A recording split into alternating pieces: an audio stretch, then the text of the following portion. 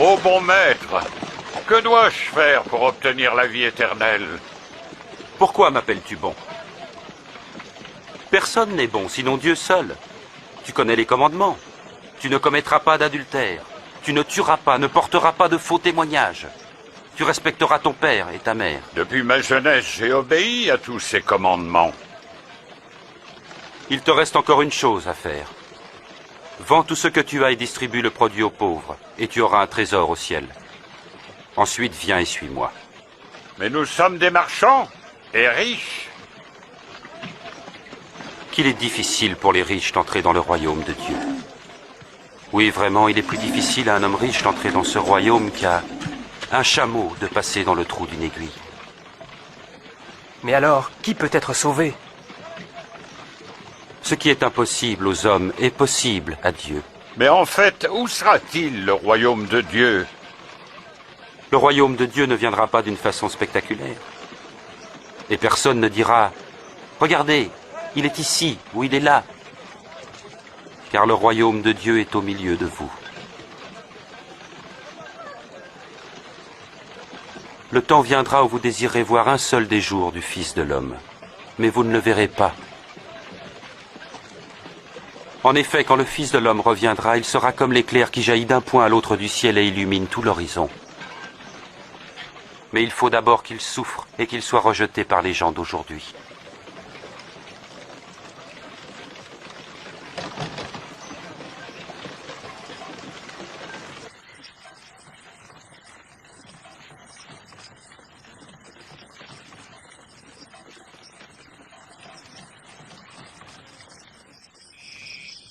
Il est en fait plus facile au ciel et à la terre de disparaître qu'au plus petit détail de la loi de s'effacer. Bien des prophètes et des rois auraient voulu voir ce que vous voyez, mais ne l'ont pas vu. Entendre ce que vous entendez, mais ils n'ont rien entendu. Que devons-nous faire?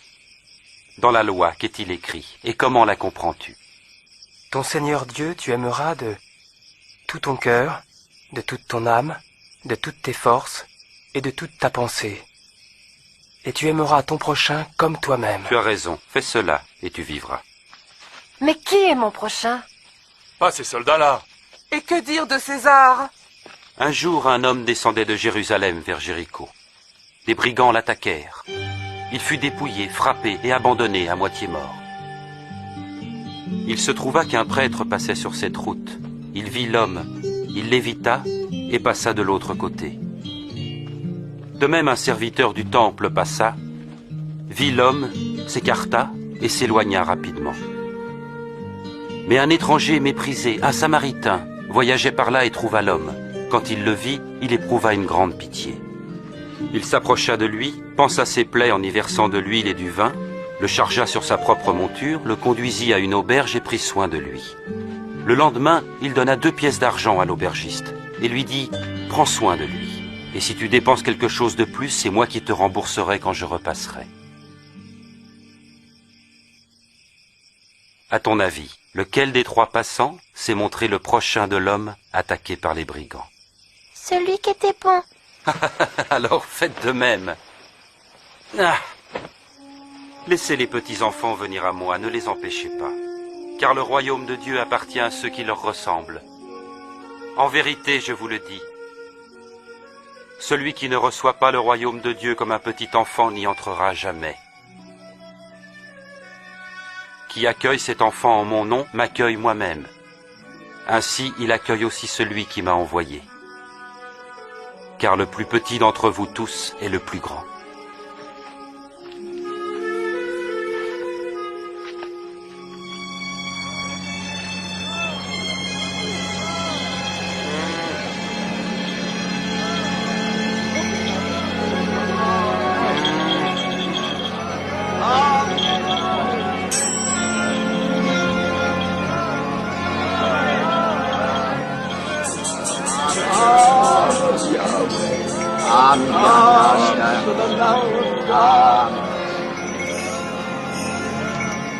Hé, qu'est-ce que c'est? Que se passe-t-il?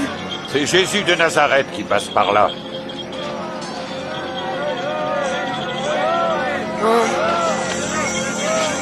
Jésus! Jésus, fils de David, aie pitié de moi.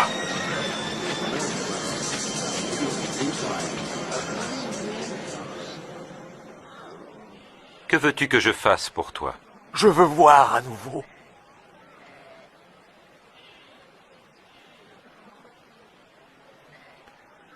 Alors vois, car ta foi t'a guéri. Ah, je vois. Je vois de nouveau. Oui, je vois.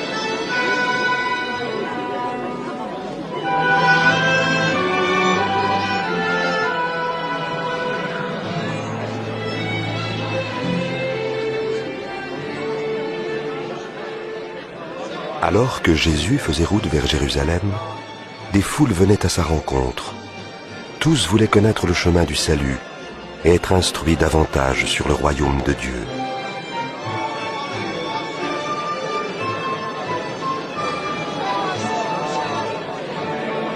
Cet homme est vraiment un prophète. Seigneur, maître, sauve-moi!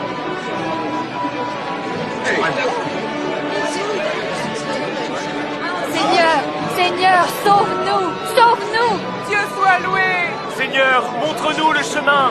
Beaucoup de gens commençaient à l'accepter comme Seigneur et Maître. À Jéricho, un collecteur d'impôts nommé Zachée voulait tellement voir Jésus qu'il grimpa sur un arbre pour être au-dessus de la foule. Regardez, c'est le collecteur d'impôts. Zachée, descends et fais vite, car je dois loger chez toi aujourd'hui. Chez moi? Qu'est-ce qu'il va faire chez lui? Comment Zachée connaît-il Jésus?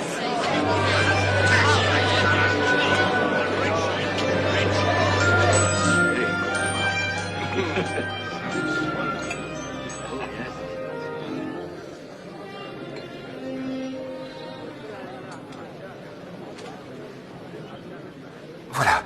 Je donne la moitié de mes biens aux pauvres. Et puis, si j'ai escroqué quelqu'un, je promets de rendre 4 fois plus.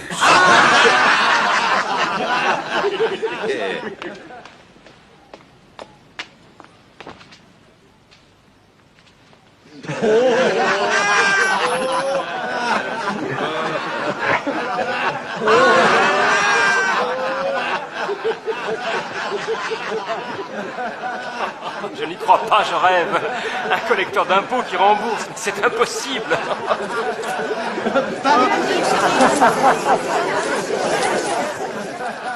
Le salut vient d'entrer dans cette maison, car cet homme lui aussi est un descendant d'Abraham.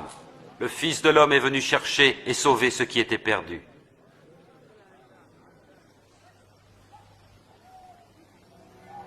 Écoutez,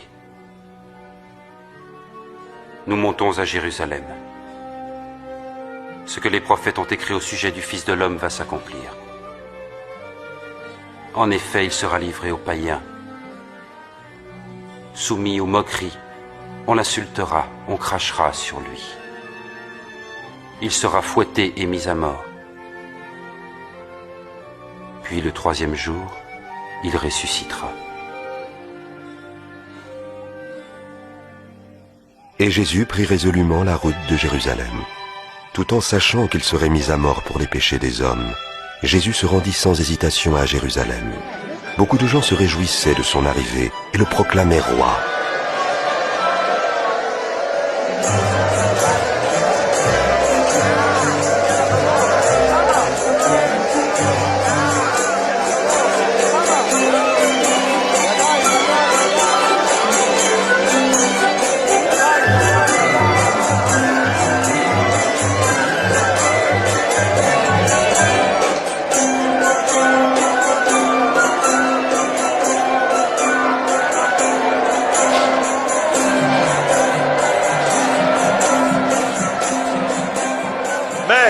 Demande à tes disciples de faire moins de bruit.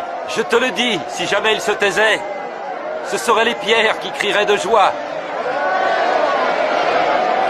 Paix, honneur, gloire au roi!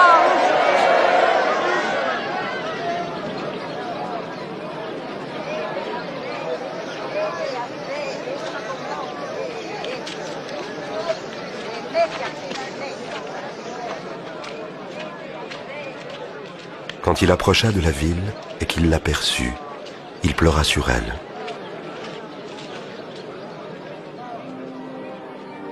Si seulement tu avais su comment trouver la paix, mais à l'heure qu'il est, cela t'est caché. Maintenant, des jours viendront où tes ennemis établiront contre toi des ouvrages de siège, te cerneront de tous côtés, et ils te détruiront complètement. Ils tueront tes enfants, et ils ne laisseront pas en toi pierre sur pierre parce que tu n'as pas reconnu le temps où tu as été visité.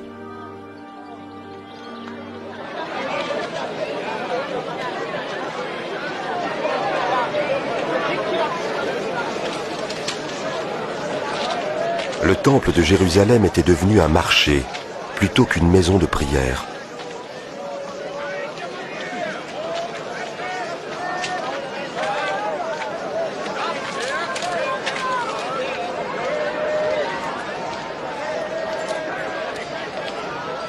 Cinq, 6, 7, 8, 9, 10,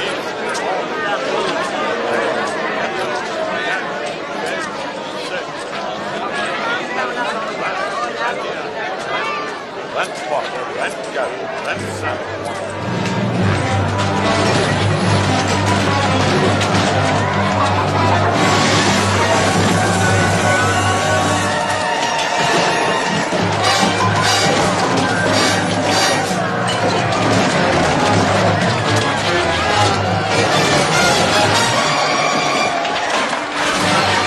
Il est écrit, ma maison sera une maison de prière, mais vous en avez fait un repère de brigands. Il se dirige vers mes maîtres! Arrêtez-le! Arrêtez-le!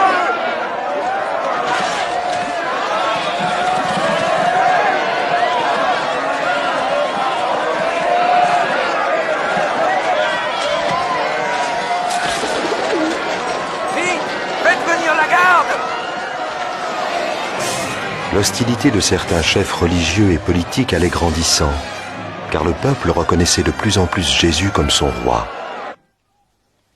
Si je comprends bien, beaucoup le considèrent déjà comme leur roi. Le roi? Un roi de mendiants, de voleurs, on a déjà vu ça. Ils viennent se manifester, s'en vont et on les oublie. Ne vous y trompez pas. Sa popularité augmente chaque jour. Et le peuple l'admire aussi. C'est ça, il est un roi. Je tiens à vous avertir. S'il y a encore des troubles dans ma ville, je vous tiens pour responsable.